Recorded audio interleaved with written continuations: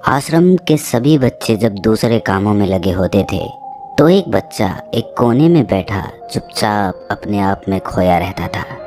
वो अक्सर किसी से ज़्यादा बात नहीं करता था। आश्रम की सभी जिम्मेदारियां पूरी करने के बाद जहां सभी बच्चे पूरे दिन की घटनाओं की चर्चा करने लगते, वहीं पर वो शांत रहने वाला बच्चा एक बरगद के पेड़ के नीचे बैठकर ध्यान करने लगता। सभी बच्चों को आश्चर्य होता था क्योंकि उसका कोई दोस्त नहीं था। वो अक्सर आश्रम में अकेला ही घूमता रहता था। ये देखकर उसके गुरु को बड़ी प्रसन्नता होती थी। उसे लगता था कि कोई तो है आश्रम में जो मौन यानी कि चुप रहने की ताकत को समझता है, उसके महत्व को समझता है। आश्रम के बारे में जब भी कोई ज़रूरी निर्णय लेना होता वो उसकी राय ज़रूर लिया करते थे, लेकिन यही बात गुरुजी के एक दूसरे शिष्य को बड़ी खटकती थी। वो गुरुजी का प्रिय शिष्य बनना चाहता था, इसीलिए वो गुरुजी के सामने दूसरे बच्चों के कामों में कुछ ना कुछ कमियां निकालता रहता था, जिससे गुरुजी उसे महान समझने लग जाएं। अक्सर वो अपनी जिम्मेदारियां पूरी तरह से निभाने का दिखावा भी करता, चाहे उससे कोई सलाह ना भी मांगे, लेकिन फिर भी वो उन्हें अपनी सलाह देता रहता था। वो बहुत वाचाल शिष्य था और आश्रम के दूसरे सभी बच्चों में बहुत प्रसिद्ध भी था, क्योंकि वो सबसे हंसी मजाक करता रहता था, उनसे दिन भर बातें करता रहता था। इसीलिए उसकी सबसे दोस्ती हो गई थी। लेकिन जब आश्रम के गुरु उसकी राय न लेकर दूसरे बच्चे की राय लेते थे तो ये बात उसे बड़ी खटकती थी। उसे ये लगता था कि वो उस दूसरे बच्चे से ज़्यादा बुद्धिमान है, लेकिन गुरुजी फिर भी उसकी तरफदारी करते हैं।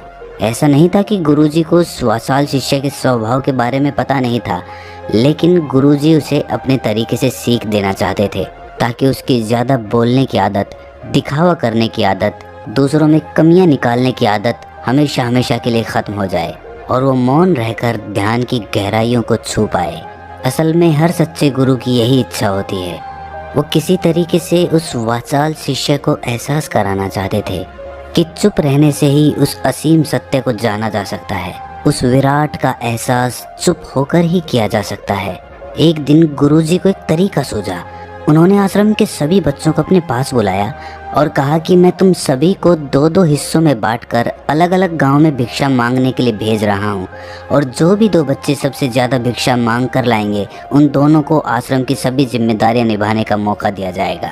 अपनी बात जारी रखते हुए गुरुजी ने बताया कि भिक्षा मांगने से हमारा अहंकार खत्म होता है, इसीलिए हर शिष्य पूरे मन से भिक्षा मांगे। कोई भी इस काम को औपचारिकता में ना ले, वरना तो वो अपने जीवन का बहुत बड़ा ज्ञान खो देंगे। आश्रम के गुरुजी ने जानबूझकर वाचाल शिष्य और चुप रहने वाले शिष्य की जोड़ी बना दी। वाचाल शिष्य के मन में सिर्फ एक ही बात चल रही थी कि इस बार उसे मौका मिला है और इस बार वो गुरुजी को दिखा देगा कि वो चुप रहने वाले शिष्य से कितना ज़्यादा प्रतिभावान है। दोनों शिष्यों ने आपस में अपनी सहमति से निर्णय लिया कि दोनों गाँव के अलग अलग कोनों से भिक्षा मांगना शुरू करेंगे, ताकि भिक्षा मांगने का काम जल्दी खत्म किया जा सके। चुप रहने वाला शिष्य हर द्वार पर जाकर अपने हाथ जोड़कर अपना भिक्षा का पात्र उनके सामने कर देता। उसके चेहरे पर एक सादगी और उसकी आंखों में एक एकांत होता था, जिससे भिक्षा देने वाले उसे भिक्षा देकर अपने आप को अनुग्रहित समझते थे। वहीं पर दूसरा वाचाल शिष्य हर द्वार पर जाकर उनको कुछ न कुछ ज्ञान देने लगता था, जिससे ज़्यादातर लोग उसे बिना भिक्षा दिए ही लौटा देते थे। पूरे गांव में भिक्षा मांगकर जब दोनों गांव के बीच में मिले तो वाचाल शिष्य ने देखा कि चुप रहने वाले शिष्य के पास उससे दुगनी भिक्षा थी। ये देखकर उसे मन ही मन बहुत ठेस पहुंचा। लेकिन जब वो दोनों भिक्षा का सामान लेकर आश्रम की तरफ जा रहे थे तब वाचाल शिष्य को एक चालाकी सूझी। उसने चुप रहने वाले शिष्य से कहा कि हमें अपनी भिक्षा एक ही थैले में डाल लेनी चाहिए। गुरुजी ने हम दोनों को एक साथ भिक्षा लाने के लिए कहा था। चुप रहने वाले शिष्य ने बिना कुछ बोले अपनी सारी भिक्षा उसके थैले में डाल दी। वाचाल शिष्य मन ही मन बहुत खुश हो रहा था कि अब गुरुजी को ये पता नहीं चलेगा कि ज़्यादा भिक्षा हम में से किसने मांगी। उसे लग रहा था कि गुरुजी मुझे इससे कम प्रतिभावान समझेंगे, इसीलिए उसने ये तरकीब लगाई। सभी शिष्यों के आने के बाद संध्या के समय जब सभी की भिक्षा तोली गई तो इन दोनों शिष्यों की भिक्षा सबसे ज़्यादा निकली। गुरुजी ने इन दोनों का अभिवादन करते हुए आश्रम के सभी बच्चों के सामने उनकी पीठ थपथपाते हुए उन्हें मुबारकबाद दी और कहा कि मैं आश्रम का कार्यभार तुम दोनों को नहीं सौंप सकता, इससे आपसी मतभेद होने का खतरा रहता है। इसीलिए तुम दोनों में से जो ज़्यादा भिक्षा लेकर आया है, आश्रम की जिम्मेदारी उसे ही सौंपी जाएगी। जब उन्होंने उनसे पूछा कि तुम में से ज़्यादा भिक्षा कौन मांग कर लाया था, तो वाचाल शिष्य ने कहा कि गुरुजी, मैं इससे दुगनी भिक्षा मांग कर लाया था, लेकिन मुझसे एक गलती हो गई कि मैंने वो दोनों भिक्षा एक ही थैले में डाल ली। मुझे नहीं पता था कि आप ऐसा निर्णय लेने वाले हैं, वरना तो मैं अपनी भिक्षा का थैला अलग ही रखता। इस पर गुरुजी ने चुप रहने वाले शिष्य से पूछा कि क्या तुम इसकी बात से सहमत हो? क्या तुम इससे कम भिक्षा लेकर आए थे? ये सुनकर चुप रहने वाले शिष्य ने कहा कि गुरुजी, मेरे पास ऐसा कोई साधन नहीं है जिससे मैं ये साबित कर पाऊँ कि मैं इससे ज़्यादा भिक्षा लेकर आया था। असल में ये उल्टा बोल रहा है। दुगनी भिक्षा मैं लेकर आया था, ये मुझसे आधी भिक्षा लेकर आया था और इसी ने ही मुझसे भिक्षा एक थैले में डालने की बात कही थी। आश्रम से कुछ दूरी पर एक पहाड़ी थी जिसके पीछे सूरज अभी अभी संध्या के समय ढल रहा था। गुरुजी को तो पता था कि सच कौन बोल रहा है, लेकिन बाकी बच्चों के सामने सच साबित करने के लिए उन्होंने उन दोनों से एक सवाल पूछा कि पीछे पहाड़ी पर तुम्हें क्या दिखाई दे रहा है? ये सुनकर वाचाल शिष्य झट से बोल पड़ा कि गुरुजी, पहाड़ी के पीछे सूरज अपना रंग बिखेर रहा है, आसमान में लालिमा छाई हुई है, ये बहुत ही सुंदर दृश्य है। वो तो और भी बहुत कुछ कहना चाहता था, लेकिन गुरुजी ने उसे चुप करते हुए दूसरे शिष्य से जवाब जानने के लिए जब उसकी तरफ देखा तो उसकी आंखों में आंसू भरे हुए थे। श्रद्धा, भक्ति और प्रेम से उसकी आंखें भर आई थीं। गुरुजी को उससे पूछने की जरूरत ही नहीं पड़ी। गुरुजी ने सभी बच्चों को संबोधित करते हुए कहा कि मैंने सवाल किया था कि पहाड़ी के पीछे तुम्हें क्या दिखाई दे रहा है।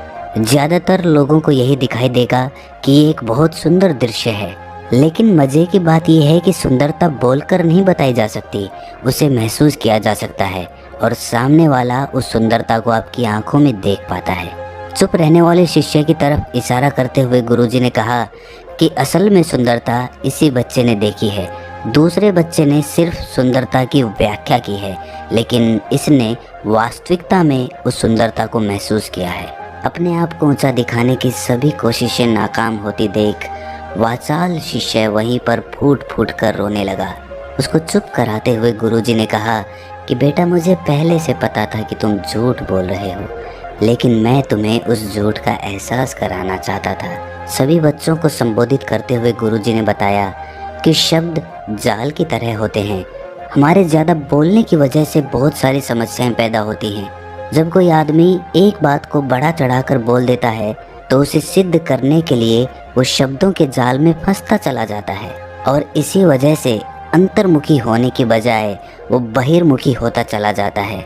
वहीं पर जिस भी व्यक्ति को अपनी अंतर यात्रा करनी होती है उसे सबसे पहले चुप रहना सीखना होता है। ज़रूरत से ज़्यादा बोलना या फिर हर वक्त बोलते ही रहना, ये सब हमारी अंतर यात्रा में बाधा बन जाती है। जब आप चुप रहने का अभ्यास करते हैं तो आप अपने साथ वक्त बिताने लगते हैं, जिससे कि आप अपने एकांत को जान पाते हैं। और एक बार अगर मन में एकांत स्थापित हो जाए तो आपकी आंखों में, आपके चेहरे पर वो सादगी, वो एकांत, वो स्पष्टता की झलक, सब कुछ सामने नजर आने लगता है। कुछ साबित करने को नहीं रह जाता, कुछ बताने को नहीं रह जाता, सब कुछ आंखों में देखा जा सकता है। चुप रहने वाले शिष्य की तरफ इशारा करते हुए गुरुजी ने कहा कि अभी जो दृश्य इस बच्चे ने देखा वो ज़्यादा बोलने वाला आदमी कभी नहीं देख पाएगा। वो अपनी बुद्धि से तर्क वितर्क करता रहेगा कि उसे क्या क्या दिखाई दे रहा है, लेकिन उसमें से वो महसूस कुछ भी नहीं कर पाएगा। उसे दिखाई दे जाएंगे पहाड़, सूरज या फिर उसकी लालिमा, लेकिन उस सुंदरता को, उस विराट को, उस अद्वैत को वो कभी नहीं देख पाएगा। अगर चुप रहने की कला सीखनी है तो तुम्हें सबसे पहले एक बात ध्यान रखनी होगी कि तुम्हें किसी को भी प्रभावित करने की कोशिश नहीं करनी है।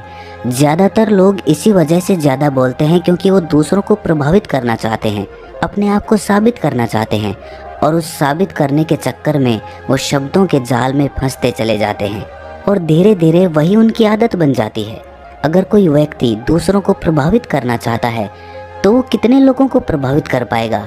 उसकी ये भूख बढ़ती जाएगी और वो इस संसार में सभी को कभी भी प्रभावित नहीं कर पाएगा। इसीलिए ये समझने की बात होती है कि बहिर्मुखी होने की बजाय हम अंतर्मुखी होकर अपने आप को समझ सकते हैं। अपनी बातों को ख़त्म करते हुए गुरुजी ने अपना आखिरी संदेश दिया। उन्होंने बताया कि अगर कोई व्यक्ति ज़्यादा समय तक चुप नहीं रह सकता तो उसे थोड़े समय से अभ्यास करना चाहिए। दृढ़ संकल्प लेकर किसी व्रत की भांति दिन में कुछ समय या फिर हफ्ते में कुछ समय या फिर एक दिन चुप रहने का अभ्यास ज़रूर किया जाना चाहिए। इससे हमारी चुप रहने की आदत धीरे धीरे खुद ब खुद पनपने लगती है, क्योंकि एक बार जब हम चुप रहने लगते हैं तो हमें चुप रहने का आनंद पता चल जाता है। उसके बाद हमें प्रयास नहीं करना पड़ता, बल्कि हमारा मन आनंद की तरफ अपने आप बढ़ता चला जाता है। चुप रहने की कला सीखने के बाद आपकी बुद्धिमानी और आपकी स्पष्टता दोनों में बहुत ज़्यादा फायदा होगा। वास्तविकता में जिसे दर्शन कहते हैं वो मौन रहकर ही किया जा सकता है। इसके बाद सभी बच्चों से कुछ समय चुप रहने का संकल्प लेकर गुरुजी ने अपनी बात खत्म कर दी और सभी बच्चे रात्रि का भोजन करने के लिए एक साथ भोजन कक्ष में पहुंच गए। तो दोस्तों, कैसी लगी ये कहानी आपको कमेंट सेक्शन में ज़रूर बताना, और अच्छी लगी तो इस चैनल को सब्सक्राइब ज़रूर कर लेना। तो मिलते हैं किसी अगली कहानी में, तब तक के लिए अपना ख्याल रखें।